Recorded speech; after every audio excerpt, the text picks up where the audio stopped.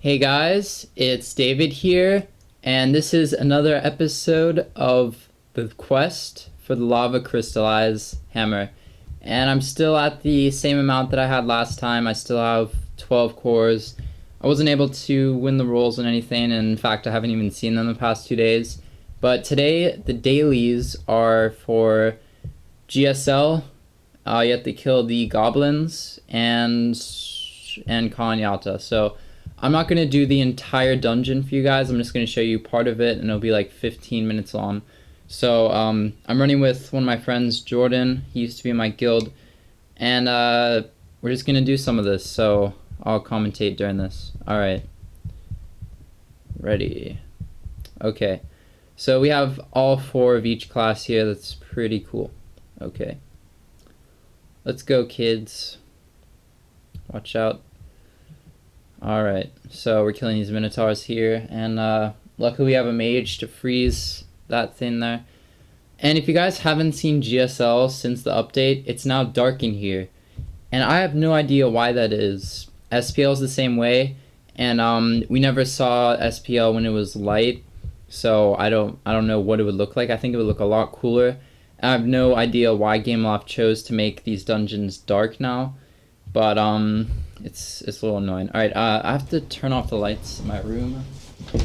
It does not look good. Okay, I'm opening my blinds. I should have done this before, but okay. God damn it. One of our teammates crashed. Alright, and that was the tank. Whatever, he's back. Okay, so I'm going to be doing this here. What was I saying?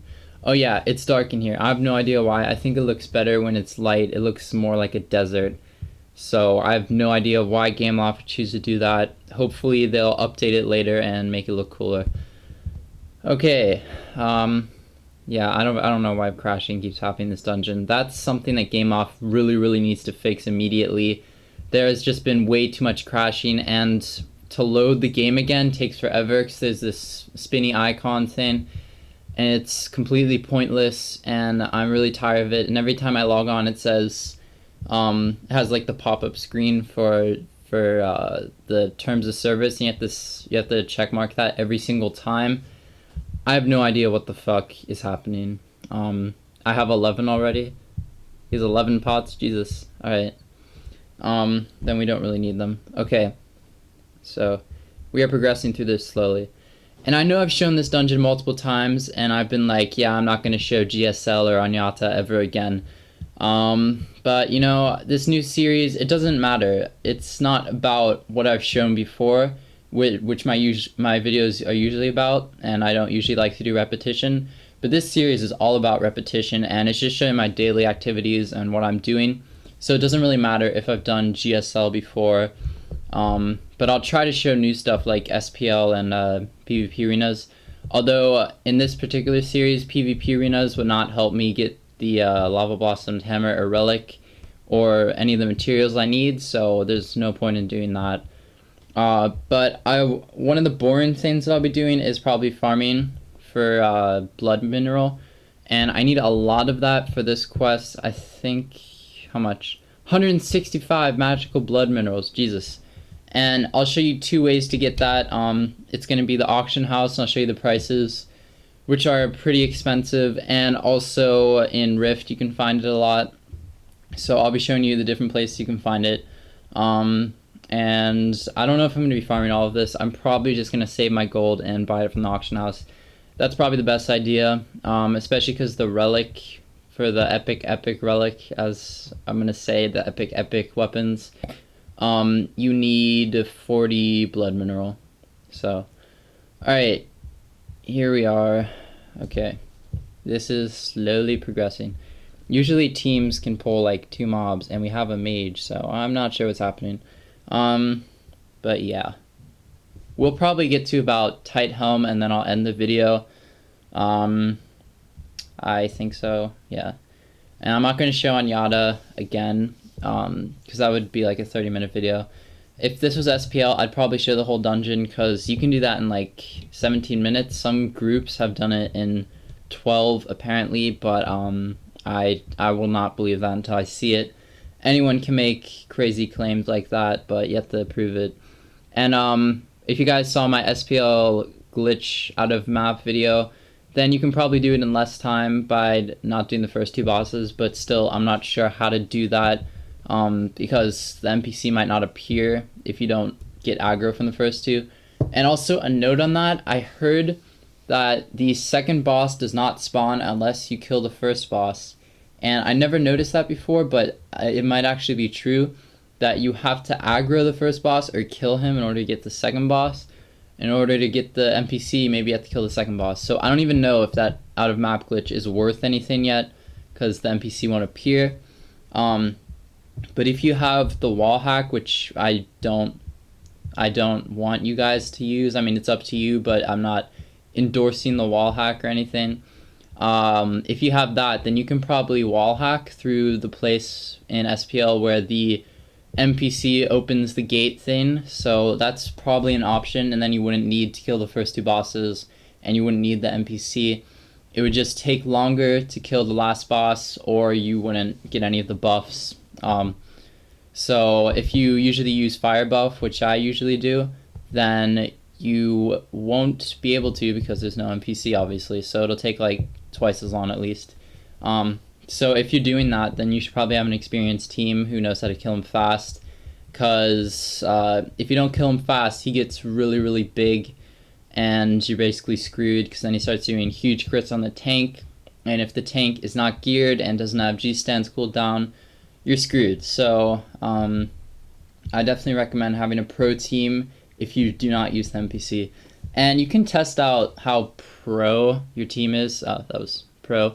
By just doing Zargus without the NPC, without even wallhack or anything. Just test it out. Try to do it without the NPC. See if you guys can kill it fast, and see if you can do it before you get way too big. That's one good way to test it out. But yeah, I don't usually like using the word pro, by the way. I just say that because most people in this game say that, and it's not true at all. No one has a PhD in this game.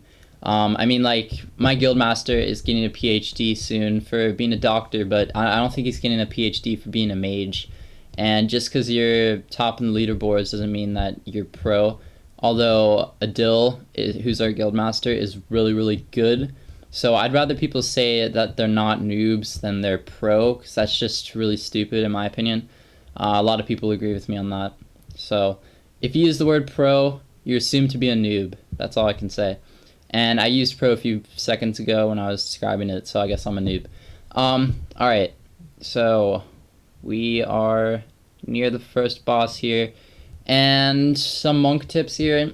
I would say only, if you have been noticing, I would say only use prayer when there's at least more than 2 mobs, except for the minotaurs. That can be an exception.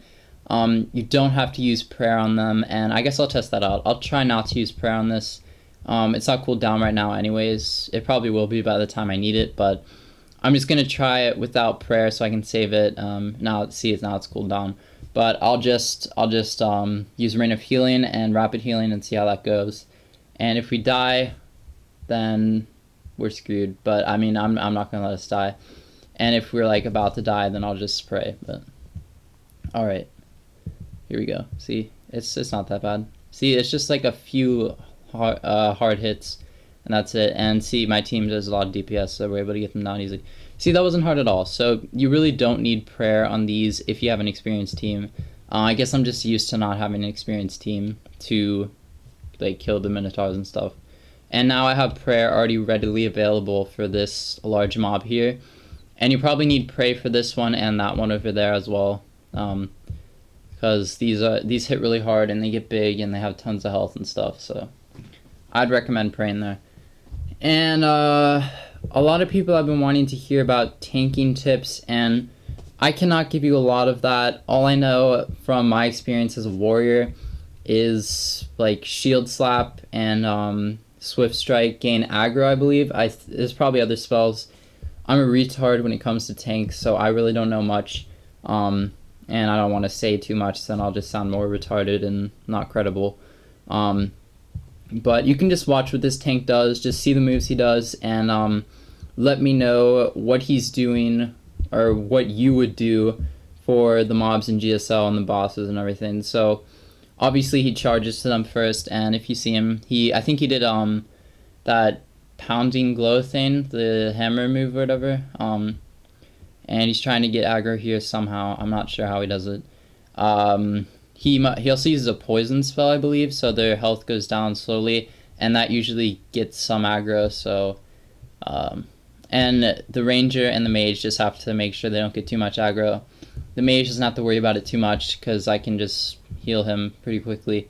And it's better if the mage has like is a hybrid and has fire and ice skills.